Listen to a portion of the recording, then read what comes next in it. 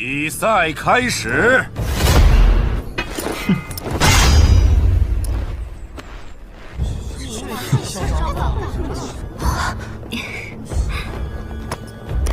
狂妄的小子！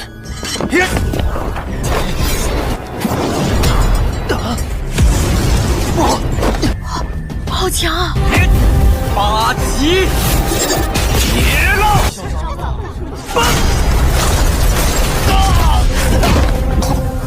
进步也太快了吧！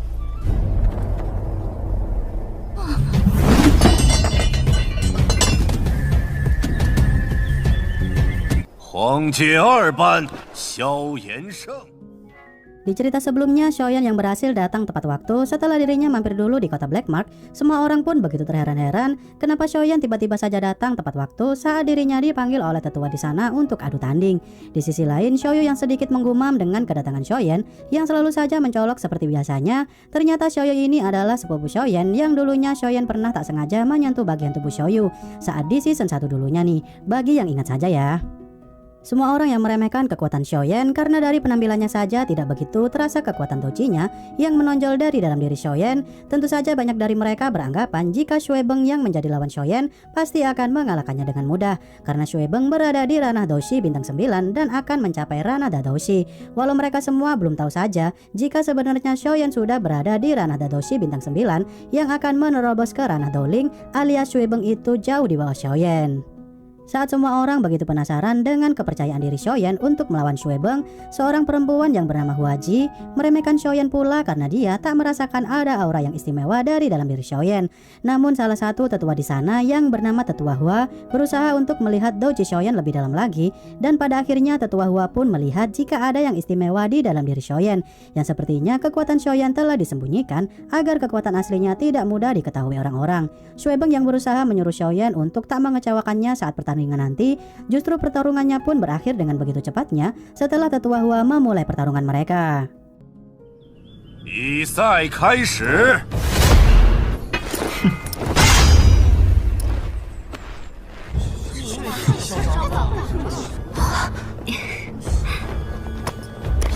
狂妄的小子！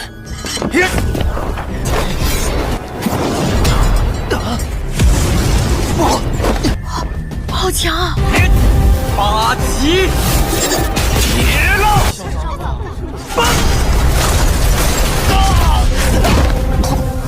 进步也太快了吧！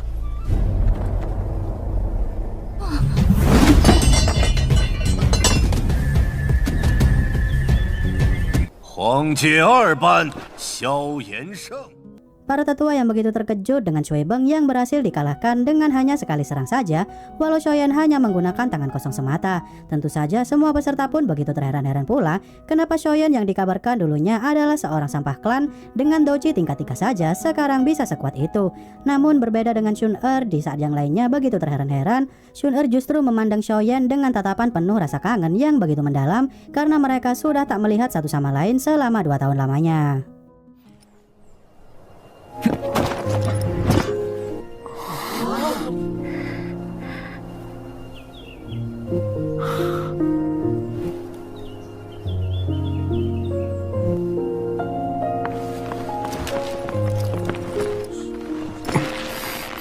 我知道萧炎哥哥一定会来的。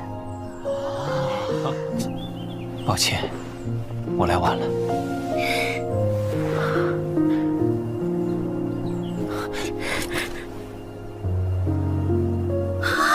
太浪漫了！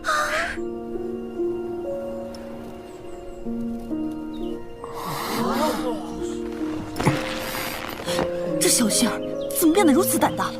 就为了那个男人。 Guru Ruolin yang marah kepada Xiaoyan karena telah membuatnya begitu kerepotan untuk mengurus berkas-berkas Xiaoyan agar dia tak dikeluarkan dari Akademi Janan. Karena Xiaoyan ambil cuti selama 2 tahun, Xiaoyu pun membantu Xiaoyan yang merupakan seorang sepupunya di sana dengan cara membujuk Guru Ruolin jangan buru-buru menghukum Xiaoyan karena begini-begini Xiaoyan bisa diandalkan dalam situasi mendesak nanti.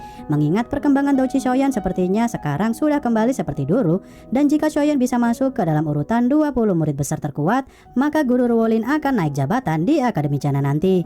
Guru Ruolin yang akhirnya luluh juga dengan bujukan Xiaoyu, tak sengaja Xiaoyan pun merasakan doji milik Baishan jika sepertinya dia begitu benci dengan kedatangan dirinya.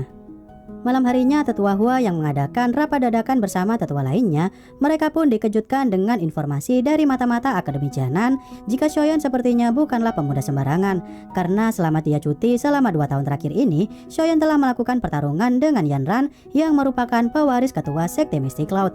Bahkan Xiaoyan juga sempat melawan beberapa praktisi Do Huang untuk meredakan amarah dari Sekte Mystic Cloud. Saat mereka tahu jika Xiaoyan sempat melawan ketua Sekte Mystic Cloud yang lama yang berada di Ranah Dozong, para tetua pun begitu terheran-heran karena Xiaoyan bisa selamat dari kejaran praktisi Dozong tersebut, hingga akhirnya dia sampai ke Akademi Jianan. Di tempat lain, Xiaoyan yang merasa kedatangan Baishan dengan niat jahat di sana, perselisihan di antara mereka pun diam-diam menimbulkan keributan.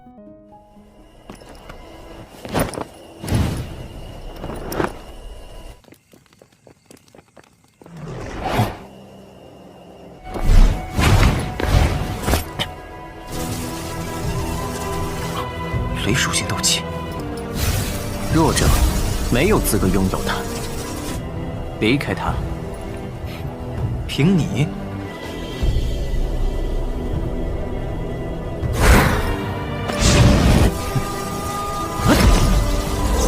雷属性斗气，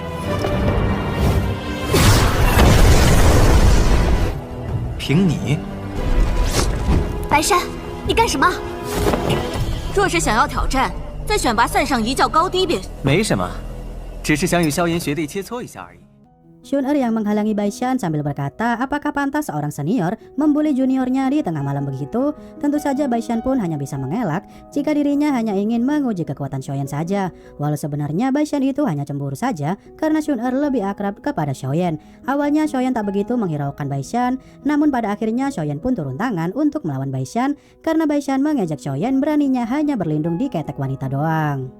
Saat mereka berdua akan melakukan pertarungan antara sesama lelaki, Guru Ruolin pun datang melerai mereka berdua jika tindakan ini melanggar hukum akademi, di mana sesama murid dilarang bertarung jika tidak di dalam arena pertarungan.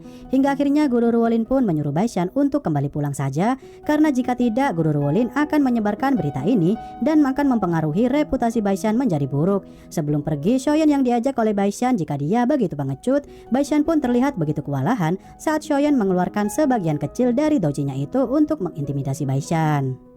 Setelah suasana kondusif, Xiaoyan pun mengobrol sejenak dengan Shun-er untuk melihat bulan saat malam hari, hingga akhirnya Xiaoyan pun menceritakan seluruh kejadian yang dia alami selama 2 tahun terakhir ini saat Xiaoyan pergi meninggalkan kota Wutan dulunya. 当年我离开了乌坦城，就进入魔兽山脉修炼。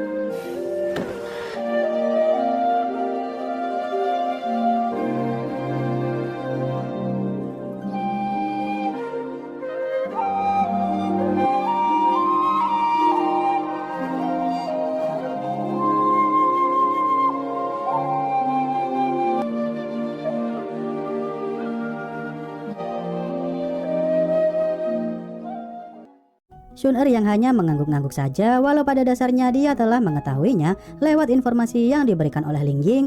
Terlihat Guru Ruolin tak sengaja mendengar percakapan mereka dan mulai paham kenapa Xiaoyan bisa sekuat sekarang, karena dia dipaksa untuk menjadi kuat dengan segala kondisi yang telah dia lalui. Xiaoyan yang mengajak Shun-er untuk masuk ke dalam kamarnya. Xiaoyan pun menceritakan jika ayahnya telah hilang entah kemana saat 3 praktisi dengan ranah Do Huang telah memporak-porandakan klan Xiao. Namun Xiaoyan yang berusaha mencari keberadaan ayahnya itu di Sekte Mystic Cloud, ternyata ayahnya tidak ada di sana. Hingga akhirnya Xiaoyan pun kepikiran perihal Ling Ying yang dulunya mengaku jika dia adalah utusan Shun-er untuk melindunginya. Seketika Xiaoyan pun sadar jika Shun-er bukanlah gadis yang berasal dari klan Xiao, karena di dalam klan Xiao tidak pernah ada sama sekali praktisi di ranah Do Huang. Mendengar hal itu, Shun-er pun mengaku kepada Xiaoyan jika memang benar adanya kalau Shun-er memang bukan berasal dari klan Xiao, melainkan dari klan lain yang telah bersekutu dengan klan Xiao selama puluhan tahun dulunya. Shun-er yang meyakinkan Xiaoyan jika klannya tak mungkin menahan ayah Xiaoyan, yang mana Shun-er berkata jika ada tindakan yang melanggar peraturan klan Shun-er, seharusnya Shun-er mendapatkan berita apapun perihal tersebut, dan Shun-er pun berjanji kepada Xiaoyan untuk membantunya sekuat tenaga mencari ayahnya itu. Setelah pembicaraan selesai, Shun-er pun kembali ke kamarnya dan memanggil Ling Ying untuk menyuruhnya menyelidiki kasus hilangnya ayah Xiaoyan. Saat Shun-er menyuruh Ling Ying untuk mencari tanda-tanda keanehan di setiap sudut kekaisaran Jiama tentang praktisi yang menculik ayah Xiaoyan, film pun bersambung.